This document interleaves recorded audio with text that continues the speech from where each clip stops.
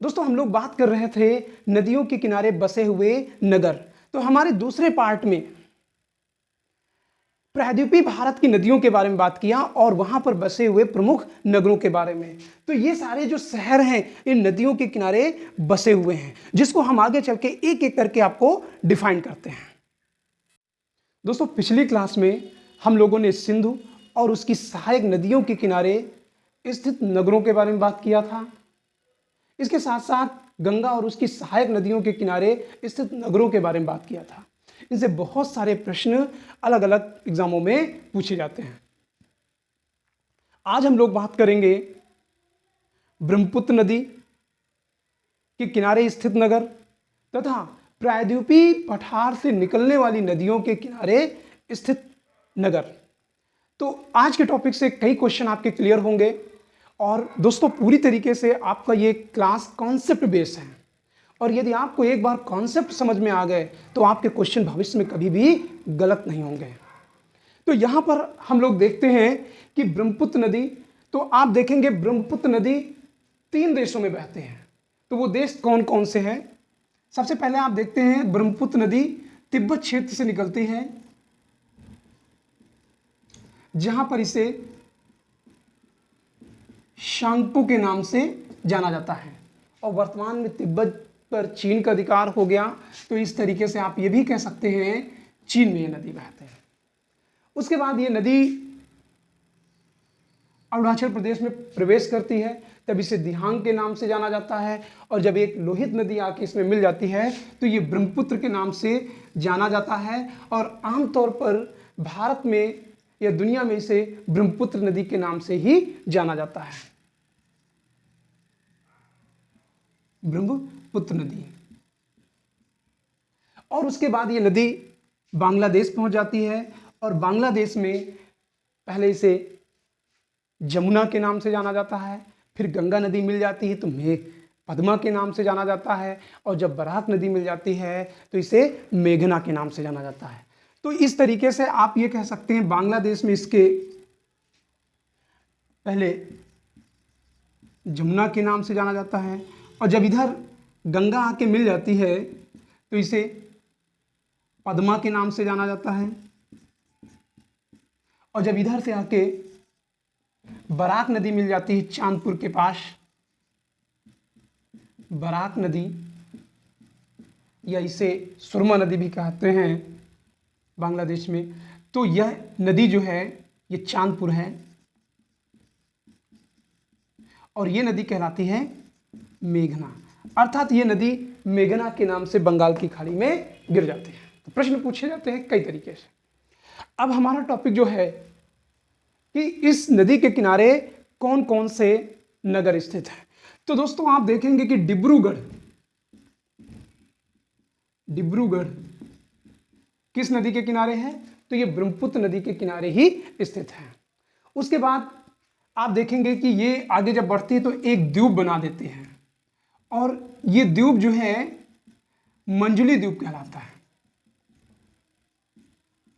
तो मंजुली द्वीप या मंजुली जिला कहां पर स्थित है? ये तो ब्रह्मपुत्र नदी के दोनों साइड में नदी है और इसकी मिट्टी के कटाव को रोकने के लिए चारों तरफ बोरियों में रेत भर के लगा दिया गया है ताकि मिट्टी का कटाव न होने पाए।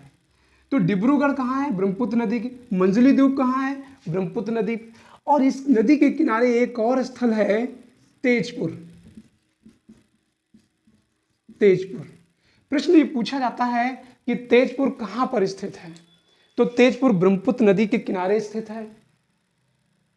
फिर आगे आप देखेंगे कि एक महत्वपूर्ण स्थल गुवाहाटी किस नदी के किनारे स्थित है? तो ये है गुवाहाटी। तो गुवाहाटी भी ब्रह्मपुत्र नदी के किनारे स्थित है। और उसके बाद एक स्थल पड़ेगा धुबरी। धुबरी भी किस नदी के किनारे है? ब्रह्मपुत्र नदी के किनारे है और ये जो है कहां पे है? असम में है, असम कह सकते हैं। और यहीं से धुबरी के पास से ही ये नदी लगभग 90 डिग्री पे टर्न हो जाती है। तो एक नदी का 90 डिग्री क्या है वो इस तरीके से आप समझ सकते हैं कि लगभग 90 डिग्री। अब आप ऐसे नहीं कह सकते कि ये 90 डिग्री है, तो नदियों का 90 डिग्री लगभग ये एरिया हो गया। तो ब्रह्मपुत्र नदी के किनारे डिब्रूगढ़, मंजुली द्वीप, तेजपुर, गुवाहाटी और धुबरी स्थित है। अब इसके बाद हम लोग देखते हैं प्रायद्वीपीय पठार की कुछ नदियां हैं, जो नदियां हैं जिनके किनारे प्रमुख शहर स्थित हैं। तो प्रायद्वीपीय पठार का ये क्षेत्र है, और प्रायद्वीपीय पठार में आप देखेंगे कि यहाँ पर कुछ नदियां हैं और ये ऐसे करके हैं। तो एक नदी है स्वर्णरेखा नदी। कौन सी नदी है? स्वर्णरेखा नदी।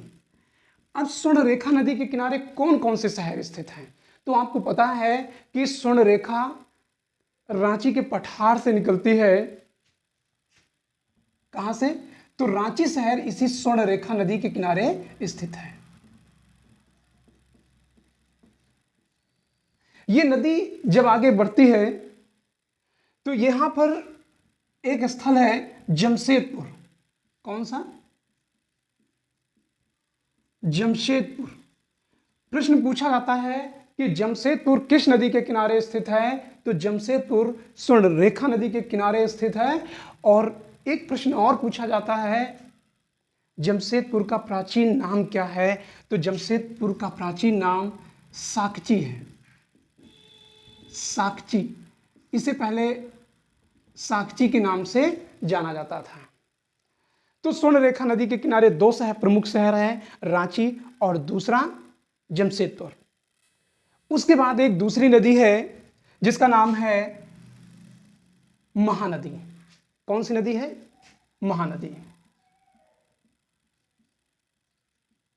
महानदी। अब हम देखते हैं महानदी की कई सहायक नदियां हैं, ऐसे करके पार्ट में बचती हुई हैं, जिनमें से एक का नाम है तेल। तो पूछा जाता है कि तेल किसकी सहायक नदी है? तो तेल जो है महानदी की सहायक नदी है। एक और इसकी है ओंग। अब महानदी के किनारे एक प्रमुख शहर है जिसका नाम है संबलपुर। संबलपुर। तो प्रश्न पूछा जाता है संबलपुर कहां पर स्थित है? तो यह कहां पर है? महानदी के किनारे स्थित है। और फिर यह नदी जब आगे बढ़ती है तो यह कटक के पास पहुंचती है। कहां पर? कटक। तो पूछा जाता है कटक किस नदी के किनारे स्थित है? तो महानदी के किनारे। यह वही स्थल है जहां पर सुभाष चंद्र बोस जी का जन्म हुआ था। तो कटक किस नदी के किनारे स्थित है? महानदी के किनारे। और कटक के पास से ही ये नदियां कई भागों में विभक्त हो जाती है। ये नदी कई भागों में विभक्त हो जाती है इस तरीके। तो इससे जो है यहां पे डेल्टा बनाती है। इसे माउथ ऑफ महानदी कहते हैं।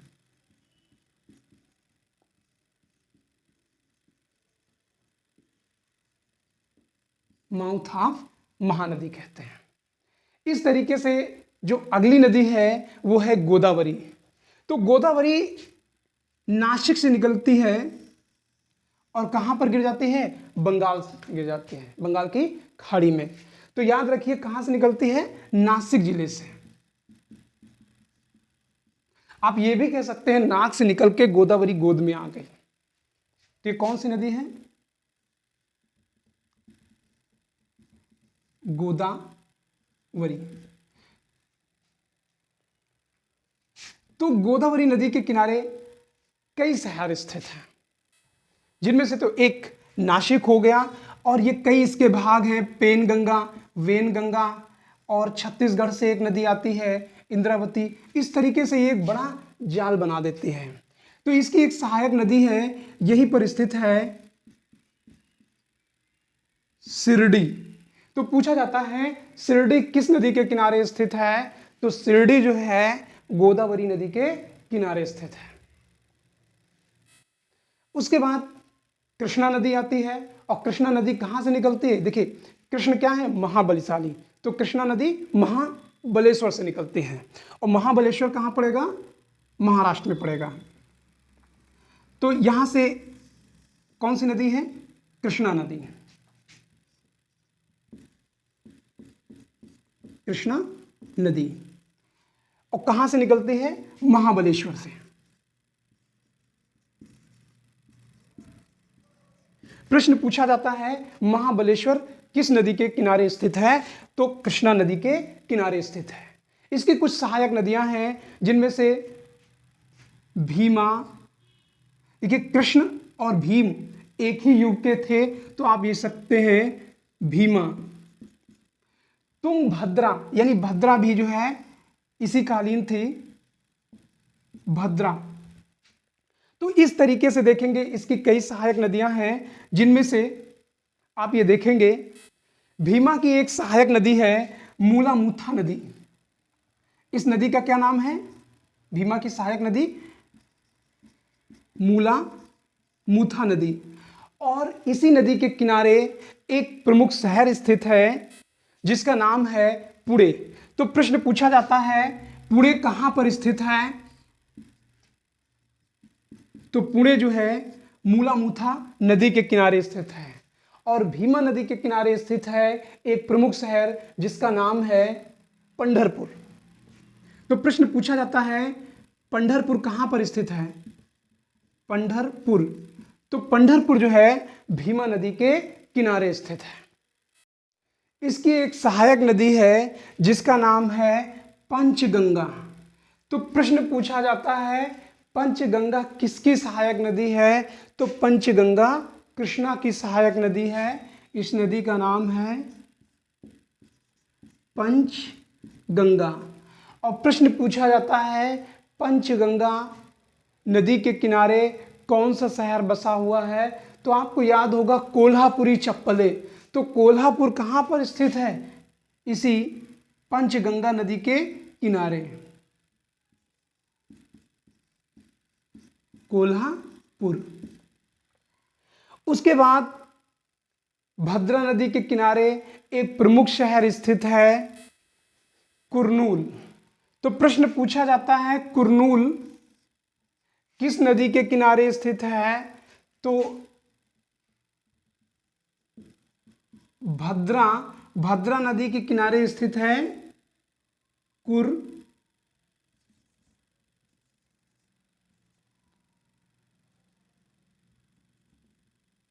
कुरनूल। तो कुरनूल कहां पर स्थित है? भद्रा नदी के किनारे। हालांकि अगर आप देखेंगे तो भद्रा नदी ऐसे आती है बहते हुए और इसी के किनारे स्थित है एक और नदी जिसका नाम है मूसी नदी। तो मूसी किसकी सहायक नदी है? तो मूसी कृष्णा की सहायक नदी है। और मूसी नदी के किनारे स्थित है कौन सा क्षेत्र?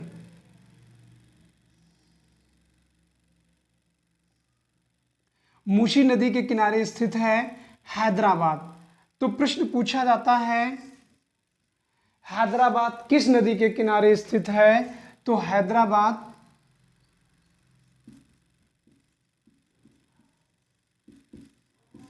मूसी नदी के किनारे स्थित है। तो इस तरीके से ये कृष्णा नदी के सहायक नदियां और उसके किनारे स्थित राज्यों के बारे में हो गया है। उसके बाद अगली नदी है वेनेरु नदी। कौन सी नदी है? वेनेरु नदी। वेनूरू नदी। और वेनूरू नदी के किनारे स्थित है वेल्लोर। तो प्रश्न पूछा जाता है वेल्लोर कहां पर स्थित है?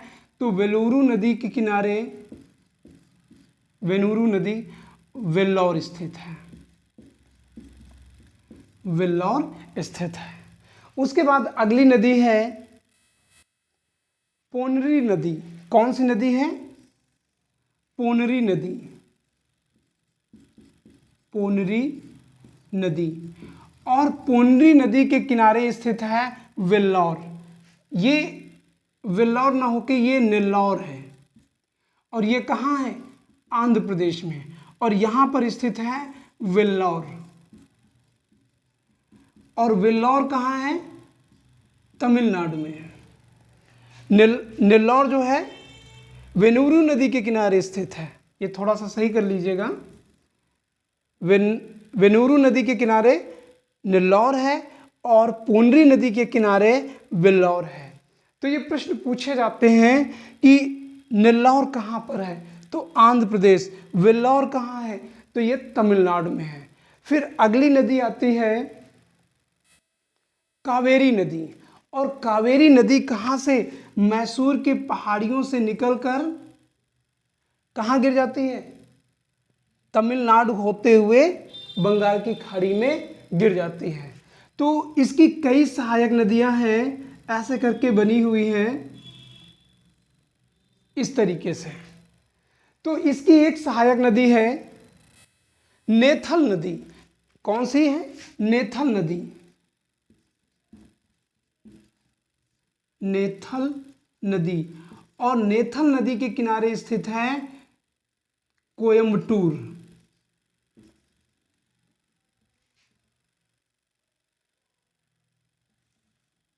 ये शहर स्थित है, यहां बाहर लिखे देते हैं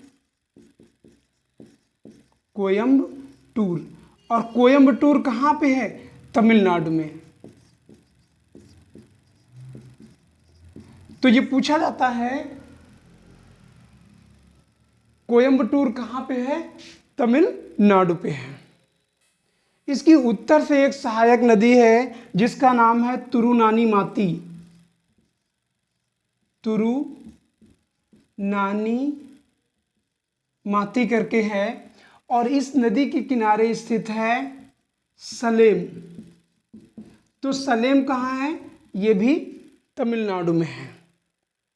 उसके बाद आप देखते हैं तमिलनाडु में इस नदी के किनारे करूर क्षेत्र है। कौन सा, करूर क्षेत्र।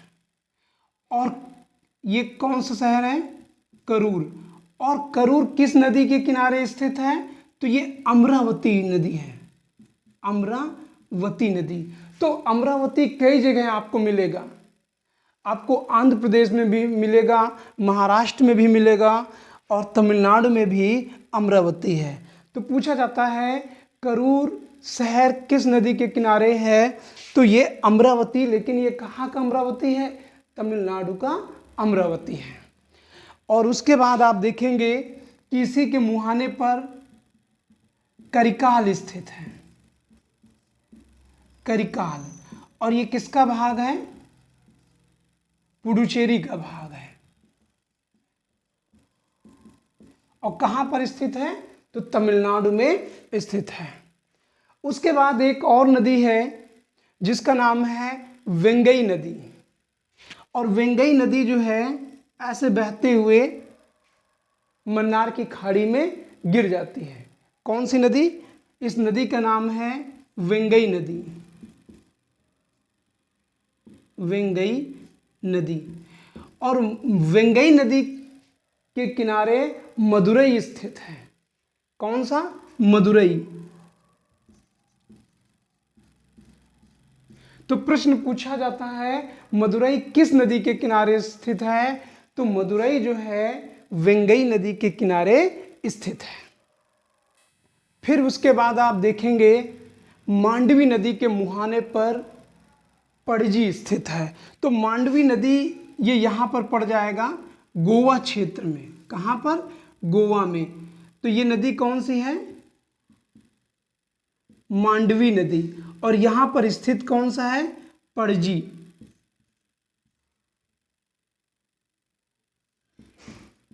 तो पणजी, पणजी तो गोवा की ये राजधानी है। फिर उसके बाद हम प्रायद्वीपीय पठार से दो प्रमुख ऐसी नदियां हैं जो खंभात की खाड़ी में गिरती हैं। तो उन नदियों में सबसे पहली नदी है ताप्ती नदी। कौन सी नदी है, ताप्ती नदी। और ताप्ती नदी के किनारे दो शहर बसे हुए हैं, जिनमें से एक है भुसावल,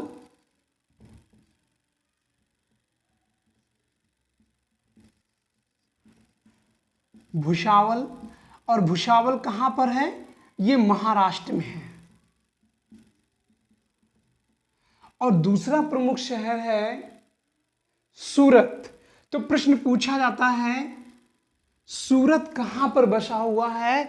तो सूरत जो है ताप्ती नदी के मुहाने के पास बसा हुआ है, और वो भी ताप्ती नदी के उत्तरी भाग पे है सूरत। उसके बाद एक दूसरी नदी है जिसका नाम है नर्मदा नदी, और ये जब यहाँ पे गिरती है तो भ्रंश वैली बनाती है, जिसके बारे में हमने पीछे बता दिया था। और इसी के मुहाने पर एक द्वीप है जिसका नाम है आलिया द्वीप।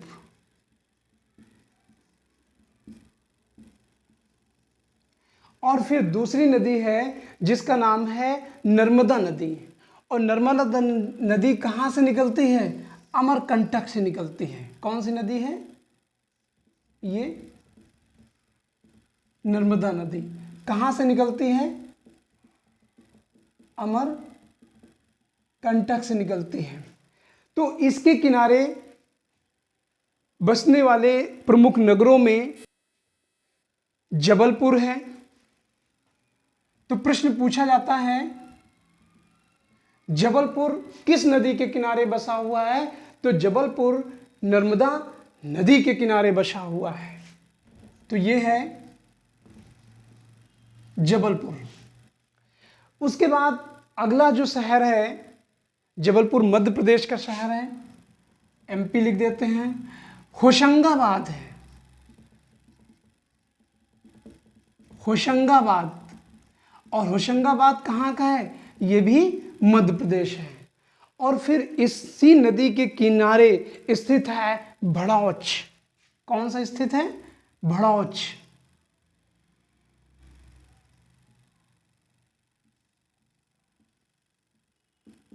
भड़ौच। और भड़ौच कहाँ पे पड़ेगा? गुजरात में। और इस नदी के मुहाने पर एक द्वीप है, और इस द्वीप का नाम है खादिया द्वीप। खादिया द्वीप। उसके बाद आप देखेंगे कि उत्तर में यहां पर एक अरावली पर्वतमाला है। कौन सी? अरावली पर्वतमाला। ये अरावली पर्वतमाला है। और अरावली के पश्चिम से एक नदी निकलती है जिसका नाम है लूनी नदी, और ये कच्छ के रण में समा जाती है, और इस नदी का नाम है लूनी नदी। तो प्रश्न पूछा जाता है लूनी नदी कौन सी नदी है जो समुद्र तक नहीं पहुंच पाती है? तो वो लूनी नदी है। और अरावली के पश्चिम पूर्वी भाग से एक नदी निकलती है जिसका नाम है माही नदी। तो प्रश्न पूछा जाता है माही नदी के किनारे कौन सा प्रमुख शहर स्थित है? तो यहां पर नाडियाड स्थित है। कौन सा शहर है? नाडियाड। तो नाडिया शहर कहां पर स्थित है? ये गुजरात का है, और माही नदी के किनारे स्थित है। और फिर यहीं से एक नदी और निकलती है, और इस नदी का नाम है साबरमती नदी। तो प्रश्न पूछा जाता है साबरमती नदी कहां से निकलती है? तो अरावली के दक्षिण से। कौन सी नदी है? साबरमती नदी। तो साबरमती नदी जो है दो प्रमुख शहरों से होकर गुजरती है, जिनमें पहला प्रमुख शहर है गांधीनगर। पूछा जाता है गांधीनगर किस नदी के किनारे स्थित है? तो गांधीनगर जो है साबरमती नदी के किनारे स्थित है। और दूसरा है अहमदाबाद।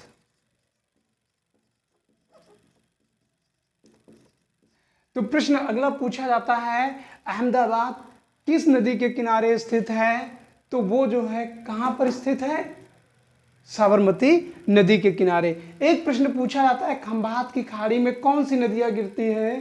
तो ताप्ती, नर्मदा, माही और साबरमती नदी गिरती है, जबकि लूनी जो है कच्छ के रण में समा जाती है।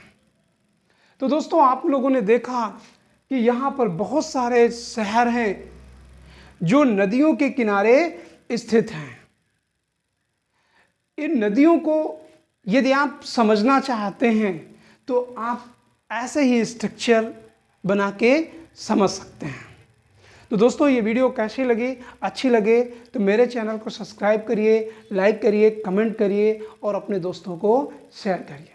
Thank you.